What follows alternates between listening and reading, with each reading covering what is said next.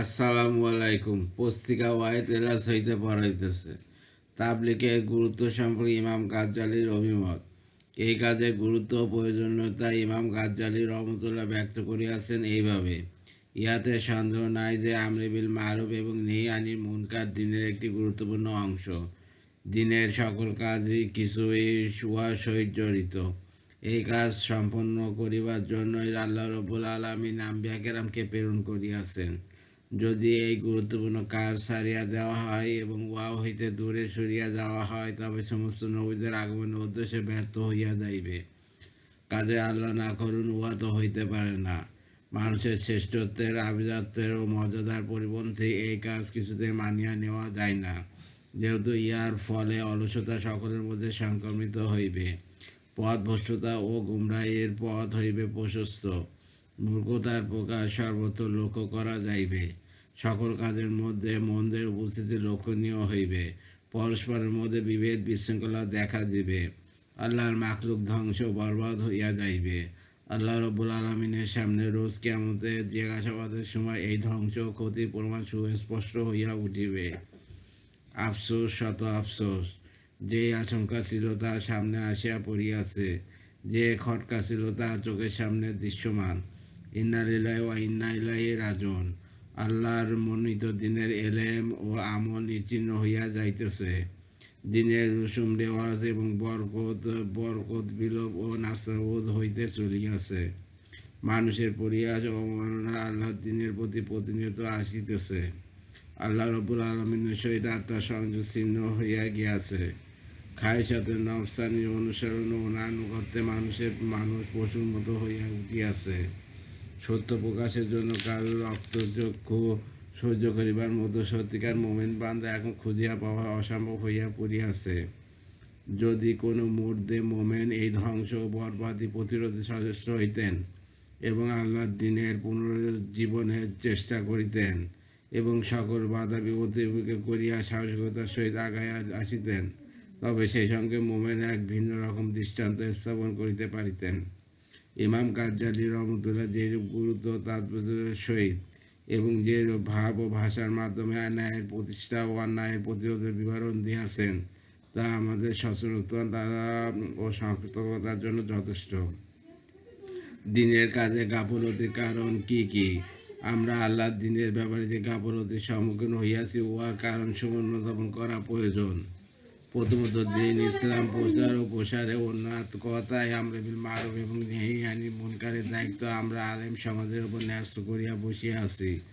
ওলামা কেরামের উপর ভরসা করিয়া আল্লাহ রব্বুল আলমিনের মনোনীত জীবন বিধান বাস্তবায়নে তথা সৎ কাজে আদেশ অসৎ কাজে নিষেধের দায়িত্ব সম্পর্কে উদাসীন থাকা আমাদের জন্য মারাত্মক মূর্খতা ছাড়া আর কিছুই নয়। ওলামাদের কাজ হইতেছে সত্যের পথ দেখানো, সরল সহজ পথ প্রদর্শন, অথবা যে পথে আল্লাহর মাকলুককে প্রচারিত করা অন্যদের দায়িত্ব। নিচের পবিত্র হাদিসে এই সম্পর্কে আলোকপাত করা হইয়াছে এইভাবে: অর্থাৎ নিশ্চয়ই তোমরা সবাই একে অন্যের নিগাহবান রক্ষক। তোমাদেরকে তোমাদের অধীনস্থদের সম্পর্কে জিজ্ঞাসাবাদ করা হইবে এবং কৈফিয়ত চাওয়া হইবে। বাচ্চা তার অধীনস্থদের উপর নিগাহবান, তাহাকে সেই সম্পর্কে জবাবদিহি করিতে হইবে। পুরুষ তার পরিবারের উপর নিগাহবান, তাকে সেই সম্পর্কে জবাবদিহি করিতে হইবে। স্ত্রী স্বামী এবং সন্তানদের উপর নিগাহবান, তাকে সেই সম্পর্কে জবাবদিহি করিতে হইবে। ভীতু তার মানিবের মালামালের উপর নিগাহবান, তোমাদের সবাইকে নিজ অধীনস্থ সম্পর্কে জিজ্ঞাসাবাদ করা হইবে। আল্লাহ রব্বুল আলমিনের প্রিয় নবী হযরত মুহাম্মদ সাল্লাল্লাহু আলাইহি ওয়াসাল্লামের উপরে বর্ণিত আরও স্পষ্টভাবে অন্য এক হাদিসে বর্ণিত করিয়াছেন এইভাবে: অর্থাৎ রসুল আকরাম সাল্লাল্লাহু আলাইহি ওয়াসাল্লাম বলিয়াছেন, দিন হইতেছে নসিহত স্বরূপ। সাহাবীগণ জিজ্ঞাসা করিলেন, কাদের জন্য? নবীজি সাল্লাল্লাহু আলাইহি ওয়াসাল্লাম বলিলেন, আল্লাহর জন্য, আল্লাহর প্রিয় রাসূলের জন্য এবং মুসলমানের নেতৃস্থানীয় ব্যক্তিদের জন্য এবং সাধারণ মুসলমানের জন্য। মুসলিম। যদি ইহা মানিয়া লওয়া হয় যে আমরে বিল মারুফ এবং নেহি আনিল মুনকার ওলামাদের এই কাজ, তবুও বর্তমানকালের পরিস্থিতির কারণে সকল মানুষকে এই দায়িত্ব পালন করিতে হইবে এবং আল্লাহর দিনের বুলন্দ হেফাজতের জন্য কোমর বাঁধিয়া কাজে ঝাঁপিয়া পড়িতে হইবে। দ্বিতীয় কারণ এই যে আমরা মনে করিতেছি, যদি আমরা নিজেরা নিজেদের ইমানের ক্ষেত্রে পাকাপোক্ত হই, তবে অন্যদের গুমরাহি আমাদের জন্য ক্ষতিকর প্রমাণিত হইবে না। আল্লাহ রব্বুল আলামিন পবিত্র কুরআন পাকে বলিয়াছেন, অর্থাৎ হে ইমানদারগণ, তোমরা নিজেদের বিষয় চিন্তা করো। যখন তোমরা সঠিক পথে চলিবে, তখন কেউ পথভ্রষ্ট থাকিলে উহাতে তোমাদের ক্ষতি হইবে না। কিন্তু এই আয়াতের প্রকৃত অর্থ তা নয়, যা আপাতদৃষ্টিতে বোঝা যাইতেছে, কেননা প্রকাশ্য অর্থ আল্লাহর হেকমত এবং শরিয়াতের শিক্ষা সম্পূর্ণ বিপরীত। ইসলামী শরিয়াত সমষ্টিগত জীবন, সমষ্টিগত ইসলাহ এবং সমষ্টিগত উন্নতি যথার্থ বলিয়া অভিহিত করিয়াছেন এবং মুসলিম উম্মতকে একটি দেহের মতো বলিয়া উল্লেখ করিয়াছে। অর্থাৎ দেহের একটি অঙ্গ রোগে আক্রান্ত হইলে অন্য অঙ্গ প্রত্যঙ্গ আক্রান্ত হইয়া পড়ে। প্রকৃতপক্ষে মানুষ যত উন্নতি করুক না কেন, যত সাফল্য অর্জন করুক না কেন, তাদের মধ্যে এমন লক্ষ্য থাকা আবশ্যক যারা সরল পথ পরিত্যাগ করিয়া গুমরাহিতে নিবদ্ধ হইয়াছে। উপরিলিখিত আয়াতে মুসলমানদের জন্য এই সান্ত্বনা রইয়াছে যে তোমরা যখন হেদায়েত এবং সিরাতুল মুস্তাকিমের উপর কায়েম থাকিবে, তখন ওই সব লোকের দ্বারা তোমাদের ক্ষতির কোনো আশঙ্কা নাই, যারা পথভ্রষ্ট হইয়া সরল পথ সহজ পথ হইতে দূরে সরিয়া গিয়াছে। মোট কথা, হেদায়েতের অর্থ এই যে মানুষ মুহাম্মদের শরিয়াতকে সকল আহকাম সহ গ্রহণ করিবে। আমরে বিল মারুফ এবং নাহি আনিল মুনকার হইতেছে আল্লাহ তাবারক ওয়া তাআলার বিভিন্ন আহকামের অন্যতম। হযরত আবু বকর সিদ্দিক রাদিয়াল্লাহু এর একটি বাণী হইতে এই বক্তব্যের সমর্থন পাওয়া যায়। উক্ত বাণীতে বলেন, অর্থাৎ হযরত আবু বকর সিদ্দিক রাদিয়াল্লাহু বলেন, হে লোক সকল, তোমরা কোরআনে এই আয়াত পাঠ করিতেছ যে হে ঈমানদারগণ, তোমরা নিজেদের কথা চিন্তা করো। যখন তোমরা সত্য পথে চলিবে, তবে যে ব্যক্তি পথভ্রষ্ট হইবে, উহাতে তোমাদের কোনো ক্ষতি হইবে না। অথচ আমি রাসূলুল্লাহ পাক সাল্লাল্লাহু আলাইহি ওয়াসাল্লামকে বলিতে শুনিয়াছি, মানুষ যখন শরিয়াত বিরোধী কোনো কাজ সংঘটিত হইতে দেখিয়াও তা প্রতিরোধের কোনো উদ্যোগ না করে, তখন সর্বশক্তিমান আল্লাহ তাদেরকে সাধারণত আযাবের সম্মুখীন করিয়া থাকেন।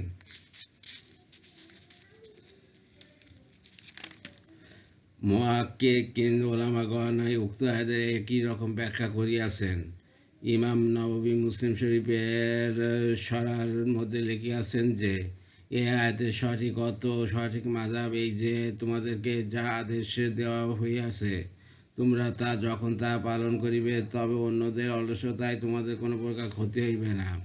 যেমন আল্লাহ রাব্বুল আলামিন পবিত্র কুরআনে বলিয়াছেন যে ওয়ালা তাজিরু ওয়াজিরাতুন বিজরা উখরা, অর্থাৎ তোমাদেরকে অন্যের দুষ্কর্ম সম্পর্কে কোনো প্রকার জিজ্ঞাসাবাদ করা হইবে না। কাজে আল্লাহ তাআলা যেমন কাজের আদেশ দিয়েছেন এবং যেমন কাজ করিতে নিষেধ করেছেন তা অনুসরণ করা অবশ্যই কর্তব্য। যদি সৎ কাজের আদেশ এবং অসৎ বা খারাপ কাজে নিষেধ করার পরও কোনো ফল না হয়, অর্থাৎ যাদের উদ্দেশ্যে আদেশ নিষেধ প্রদান করা হইয়াছে তা পালন না করে, তবে সংশ্লিষ্ট ব্যক্তি সেই জন্য দায়ী হইবে না, কেননা তিনি তো তার দায়িত্ব পালন করিয়াছেন। তৃতীয় কারণ এই যে সাধারণ ও বিশেষ মানুষ, জ্ঞানী মূর্খ প্রত্যেকের সংস্কার এবং সংশোধন সম্পর্কে হতাশ হইয়া পড়িয়াছেন। তারা বর্তমান দৃঢ়ভাবে বিশ্বাস পোষণ করে যে মুসলমানের উন্নতি অগ্রগতি অসম্ভব এবং কষ্টসাধ্য হইয়া পড়িয়াছে। যখন কারোর সামনে দিনের দাওয়াত অর্থাৎ সুস্পষ্ট কোনো সংস্কার কর্মসূচি পেশ করা হয়, তখন তারা জবাব দেন যে মুসলমানদের শাসন ক্ষমতা এবং বাদশাহী নাই, কাজে কীভাবে সম্ভব হইতে পারে? মুসলমানদের অর্থসম্পদ সমরস্ত, এমনকি মুসলিম বিশ্বের ঐক্য নাই, কাজে কীভাবে তারা সফল কাম হইবে? দিনদার অর্থাৎ ধর্মপ্রাণ লোকেরা মনে করেন বর্তমানে ৪র্থ শতাব্দী চলিতেছে, নবুওয়াতের সময় হইতে এই সময় অনেক দূরে, কাজে ইসলামের পুনরুজ্জীবন প্রায় অসম্ভব, এইভাবে চেষ্টা করা বৃথা। এই কথা অবশ্যই ঠিক যে নবীজির আবির্ভাবকালে যত দূরে সরিয়া যাইতেছে, সত্যিকার ইসলামের আলো ততই মলিন হইয়া পড়িতেছে। কিন্তু ইহার অর্থ এই নয় যে শরিয়াতের স্থায়িত্বের জন্য চেষ্টা করা এবং মুহাম্মদী দিনের হেফাজতের জন্য চেষ্টা করার প্রয়োজন নাই।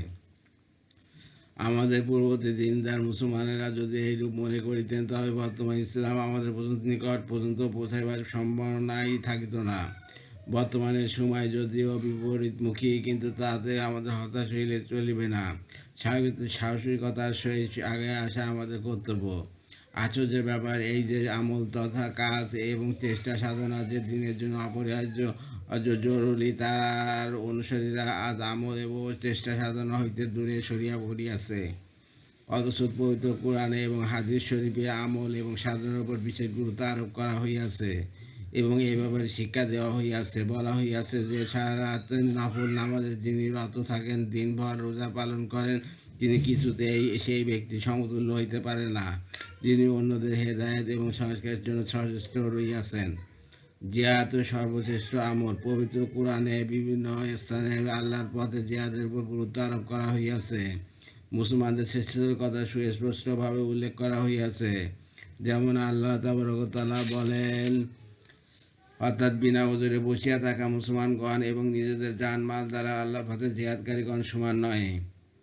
নিজেদের জানমাল দ্বারা জিহাদকারীগণ বসিয়া থাকা লোকদের উপর আল্লাহ পাক বৈশিষ্ট্য দিক দিয়া সম্মান প্রদান করিয়াছেন এবং আল্লাহ সকলের জন্য উত্তম বাসস্থান অঙ্গীকার করিয়াছেন এবং মুজাহিদগণকে বসিয়া থাকা লোকদের তুলনায় আল্লাহ পাক মহা পুরস্কার প্রদান করিয়াছেন।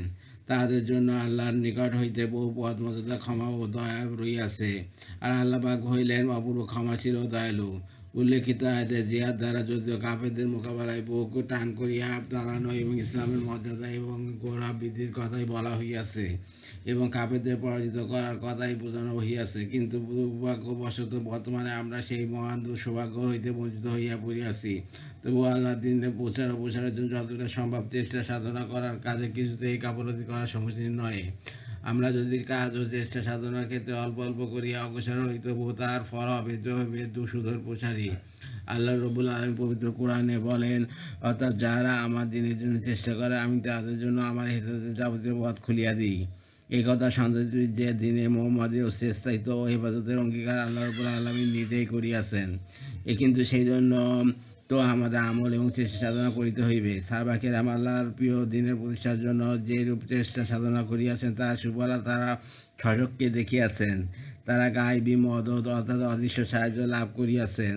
আমরা নিজেদেরকে ইসলামের অনুসারী বলিয়া দাবি করিও, কাজেই যদি আমরা সাহাবা কেরামের পদাঙ্ক অনুসরণের চেষ্টা করি এবং আল্লাহ কালেমা বুলন্দ করার জন্য দৃঢ় সংকল্প করি, তবে নিশ্চয়ই আমরাও আল্লাহর গায়বী সাহায্য লাভ করিয়া সফল কাম হইব। আল্লাহ জাল্লা শানহু পবিত্র কোরআনে বলেন, অর্থাৎ যদি তোমরা আল্লাহকে সাহায্য করো তবে তিনিও তোমাদেরকে সাহায্য করিবেন এবং তোমাদের কদমসমূহ মজবুত করিয়া দিবেন।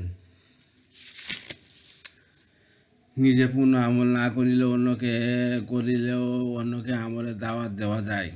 চতুর্থ কারণ এই যে আমরা মনে করি আল্লাহ দিনের গায়ে পাইরবি নিজেরা যথাযথভাবে ভাবে করিতে পারি না। এমন অবস্থায় অন্যদের বুঝিয়ে দেব কীভাবে? কিন্তু উহা কোনো কথা নয়, উহা মনে একটি প্রকাশ্য ধোঁকা মাত্র।